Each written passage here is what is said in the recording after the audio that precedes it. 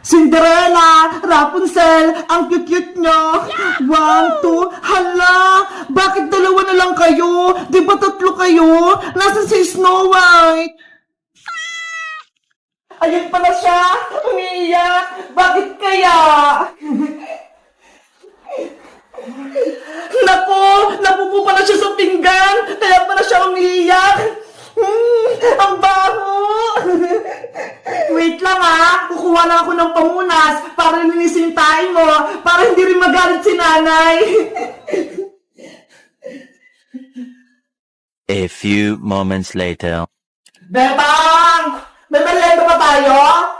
Ay, ayun! Mukhang may chocolate sa pinggan. Siguro, tira yun ni Bebang. Kakainin ko nga. Oh no!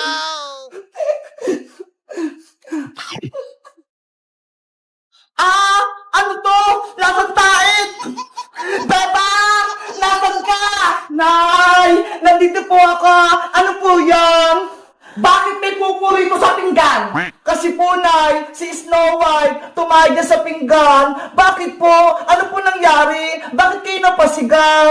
Kasi nakain ko yung pupo na yan. Akala ko chocolate. Ano po? Nakain niyo yung pupo ni Snow White? Anong nakakatorong, Bebang? Ha? Wala po, Nay. Naiinis ako sa malilit na pusa na yan. Bebang, iligaw mo sila. Dapat wala rin sila dito sa bahay, ha? Ililigaw sila? Bakit po, Nay? Alaga ko sila eh. Pakalat-kalat sila dito sa loob ng bahay? Kung saan-saan sila mga tumatae? Kaya yun, nakain ko tuloy. Pero, Nay, maliliit pa po sila. Hindi pa nilang kayang mamuhay sa labas. Tsaka, nalilinis ko naman po yung pupo nila, ha? Eto nga po, may dala akong pamunas. Walang pero. Gusto ko, iligaw mo sila ngayon din. Nay, ayoko po. Mahal ko po si Snow White, si Rapunzel, pati si Cinderella. Hindi ko sila kayang iligaw. Kung ayaw mo silang iligaw, ikaw ang ililigaw ko, Bebang. Papalayasin kita sa bahay na to. Nanay naman eh. Wag mo akong iyakan, Bebang. Bilisan mo na. Iligaw mo na sila. Ayoko makikita sila dito sa bahay. Opo. Snow White, Rapunzel, Cinderella, sorry. Pinalayas na kayo ni nanay. Doon na kayo maninirahan sa may labas. Doon mo iligaw sa malayo yung mga yan para hindi sila bumalik. Opo, Nay. Tara na mga alagang pusa. Labas na tayo.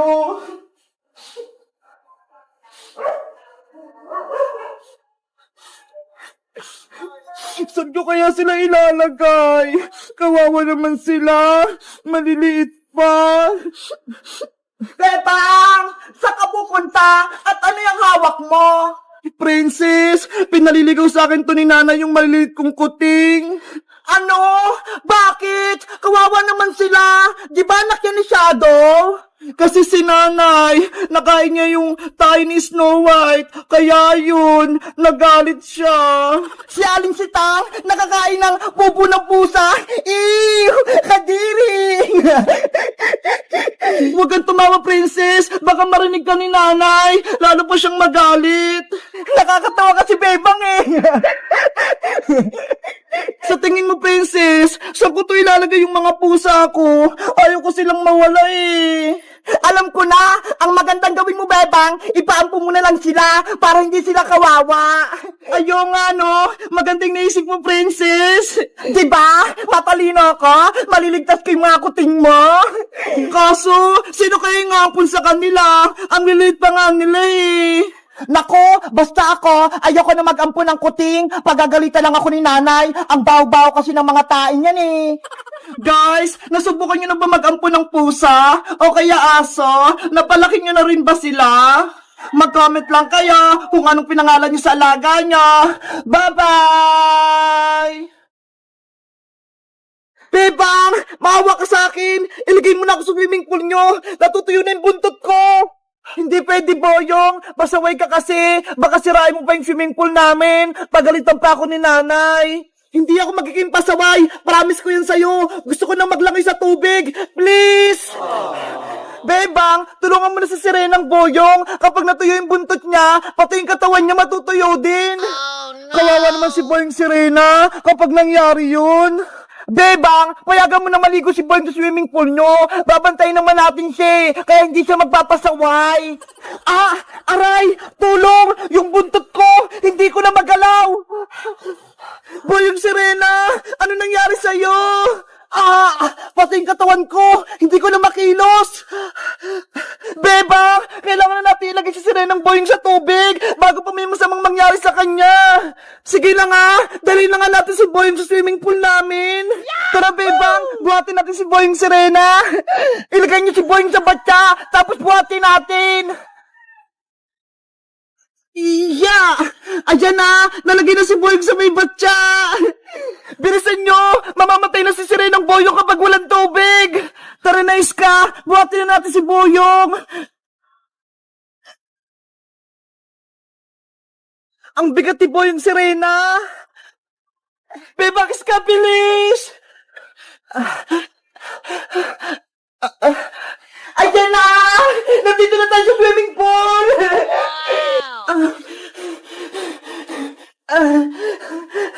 Ilagay niyo na si Boyong sa swimming pool para mabasa na siya! Iska, buhatin na natin si Boyong Serena. Iagos na natin siya sa swimming pool. Sige, buhatin mo yung buntot niya. Ako naman sa ulo niya. 1, 2, 3, hagis! Yeah!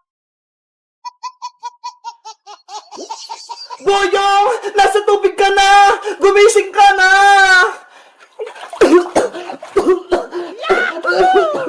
Ayun! Nagising na si Boyong Serena!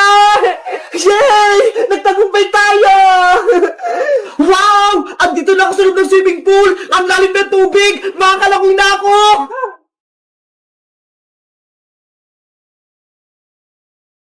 Yahoo! Parang gusto lumalangoy! Ang galing-galing ko! Wow! Ang saya ni Boyong Serena! Ang galing yan lumangoy! Tara na, Bebang! Maligo na tayo! Samahan niyo ako! Ang lamig, Boyong! Ikaw na lang! Boyong! Ako rin gusto ko rin maging Serena! Pero mo ko ng may wagang kabibe para magkabuntot ako! Hindi pwede, Princess! Ako lang dapat yung Serena! Hindi ko bibigay sa itong may wagang kabibe! Ano ba yan? Ang damot mo naman! Dapat pala hindi ka na namin nilagay dito sa swimming pool! Sabi na nga po, may ka sa akin, Princess eh! Iniiris mo pa ako ba? Kukunin ko siya yung may wagang kabibi, Boyong! Lagop! Agaw mo na Princess yung may wagang kabibi! Akin na yung Boyong! Ilabot mo sa akin yung may wagang kabibi! Hindi ako mabait, Princess, no? Huli kita, Boyong! Kahit lumungoy ka pa!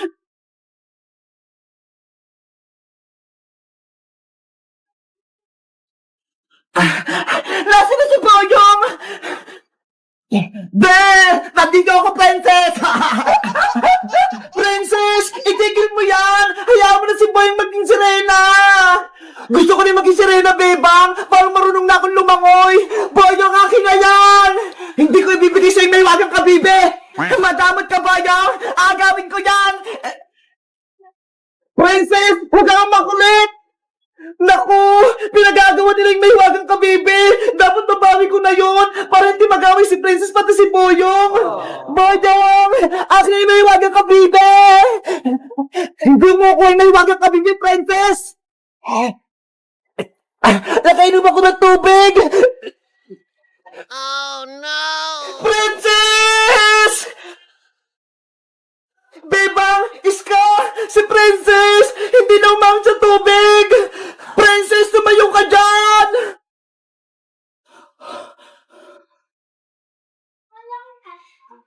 Oh no!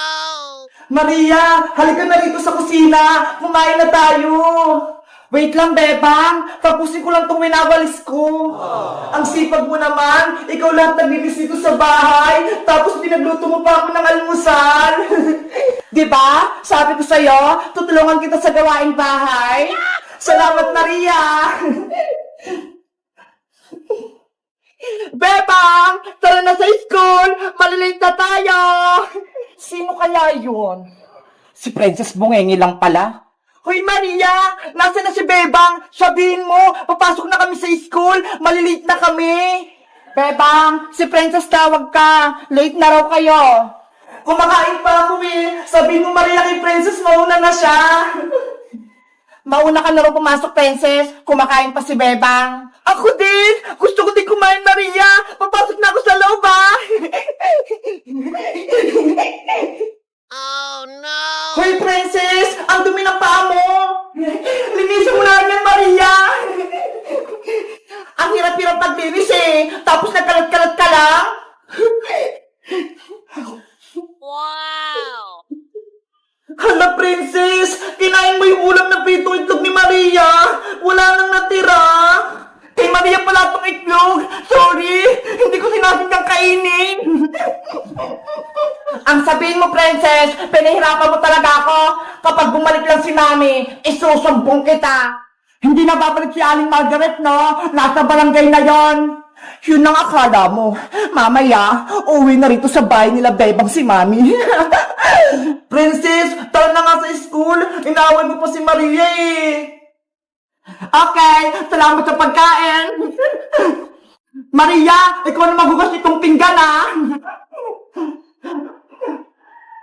Babay, Maria. Antayin mo ako mamaya hapon pagbalik ko, ha. Babay, Bebang. Sana huwag ka nang bumalik. Iniwanan pa ako ng mga hugasin dito.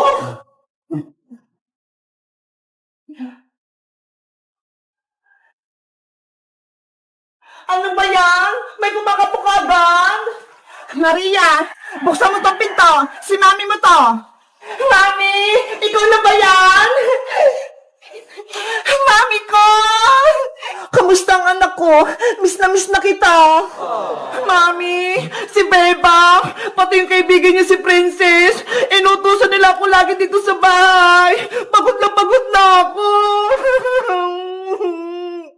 Huwag ka nang umiyak, Maria. Lagot sa akin yung si Bebang. Maghihiganti tayo. Pagbalik niya sa school, ako naman magpapahirap kay Bebang. Tara na sa loob. Antayin natin si Bebang dito. A few moments later. Ang saya-saya ko sa school. Mami, nandiyan na si Bebang. Nakauwi na siya. Humanda siya sa akin. Oh no! Maria!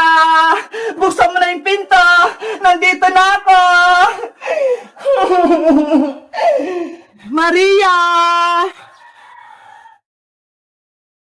Hello guys! Magandang araw! Ako si Bebang! Ang tagal ni Maria buksan yung pinto! Bakit kaya? Sa tingin nyo, papasok ba ako sa loob ng bahay namin? O hindi na? Mag-comment lang kaya para sa part 2! Bye-bye!